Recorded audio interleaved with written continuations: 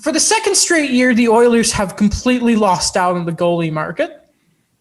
They traded Ethan Bear for Warren Foegele. I don't think that's a terrible deal. It's just in the same time of losing of losing Caleb Jones. You're like, So now the Oilers' D-core is a mix of Darnell Nurse, pretty good. Evan Bouchard, good young player. Tyson Barrie gets extended. He found a role there. I'm happy for him. But here's the problem. There's also a mix of Chris Russell, and we know how coaches hate young players and will put the vets in, so goodbye, Evan Bouchard.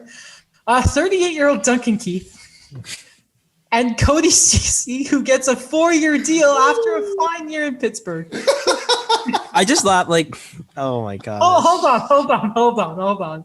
By the way, the Oilers apparently on Cap Friendly have $1.2 million to sign Yamamoto and Warren Foegele. Cheers. Okay, so before we get going here, as Alex takes a drink to prepare for what he's about to say, I just want to say this. Yeah. I'm really happy for Cody Ceci and Tyson Barrie because you got to think those guys, when they were in Toronto, could not go on Twitter. Because 100%. Because those guys went through the ringer. So I am happy that they have now acquired generational wealth. So whatever we're about to say, we don't want to rip the players. No. It's just Ken Holland. So if I gave Daniel the floor with Marc-Andre Fleury, I think it's time to give Alex the floor with the Edmonton Oilers. To be clear, they also can't go on Twitter now. Edmonton Twitter is pretty bad. It's brutal. Yep.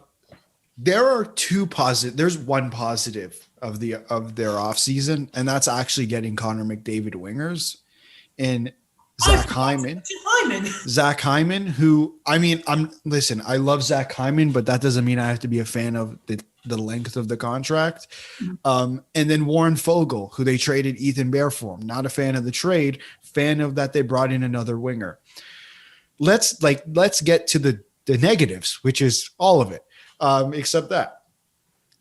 So I understand Mike Smith had a good season, but the Oilers got swept in the first round, and just brought back Mikko Koskinen and Mike Smith.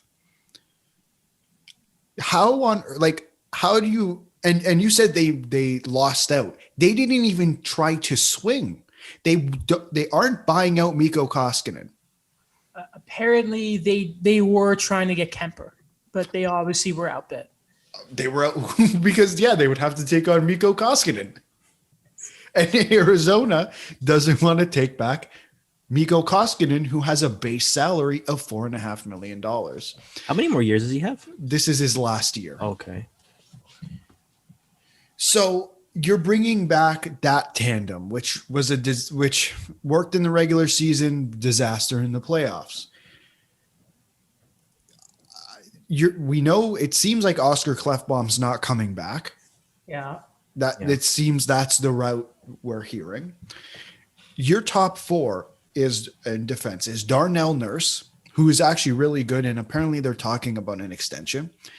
Duncan Keith, 38 years old. Tyson Barrie, who can't play actual defense, so is gifted offensively, and Cody Ceci, who needs to be sheltered. And anyone can say, well, Toronto gave him $4.5 million. Go back and listen to the episode. I didn't love that either. Oh, that qualifying offer? Oh my gosh. Yeah, I don't know what that was. They had to. Yeah. The Edmonton Oilers did not have to do the deal they just signed. They also didn't have to give him 4 years. Let someone else make the mistake of giving him 4 years. You know how ridiculous that is? He will be 31 when that contract, or 32 maybe, when that contract ends. Do you know how insane that is?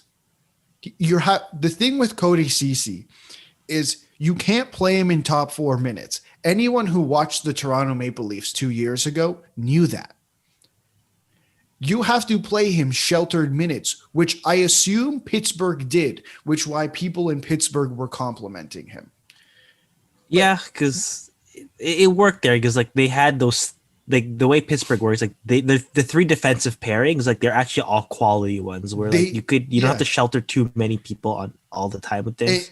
And they could play defense. I was reading up on the Oilers a couple nights ago. When they lost Adam Larson, there was this big thing because obviously Larson and Hall, and it seemed like last season, Adam Larson took a leap defensively. Like he was their best defenseman alongside Darnell Nurse. And then you just lost him. So your replacement is now Cody Ceci. It's rough. You're going to play Cody Ceci on the third pairing at $3.25 million? That's ridiculous. Like, that's so bad. So, you may be wondering, why are they ahead of Seattle on my list? And Calgary on my list? And San Jose and Anaheim? Yep. We'll find that out later. So, continue to listen, even if we sound extremely exhausted. Or talk about random things. Well, it's two players. It's Connor McDavid and Leon Draisaitl. And friends. What's this report that I think it was Ryan Rashog said if there's not a significant deep playoff run next year, that McDavid and Draisaitl could finally say, guys. Oh, they also bought out James Neal, by the way. What a shame. The real deal. Whippy zone. Miss him. Oh, no. Remember that was instantly a mistake. I always forget how good he was in Vegas. By the way, talk about another former Pittsburgh Penguin. We'll look now towards the. Quickly. Again, I really like Warren Fogle as a depth guy for them too. That's a massive improvement because now Josh Archibald will be a fourth liner. Yay! Yes. It's really funny. Alex sent me that picture of. We sent the picture of Zach Hyman in an Oilers jersey into our group chat, and I thought it was Josh Archibald for a second. They kind of look alike, but yeah. Also Hyman, yeah. The last 3 years, 4 years could be garbage. First 3 years, you stick it with McDavid, boy. Exactly. And they're Just gonna stay healthy. Yeah, stay healthy. Yeah. I think Craig Budden said McDavid would get 150 points with Hyman next to him, which is funny because I'm pretty sure that's actually what he was on pace for this year. And everyone ripped it apart and were like, "Oh, that's less than what he was projecting." It's like, shut up! You're just missing the point. Everyone takes something. The internet is terrible for that kind of stuff. They take everything so seriously. It's like, oh, so Friedman said there. Who's your source? That's not that. Just. By the way, your source? Hyman should be okay, but the problem is he's now playing Alex Edler 4 times a year instead of just 1. Oh, jeez. That's a tough one.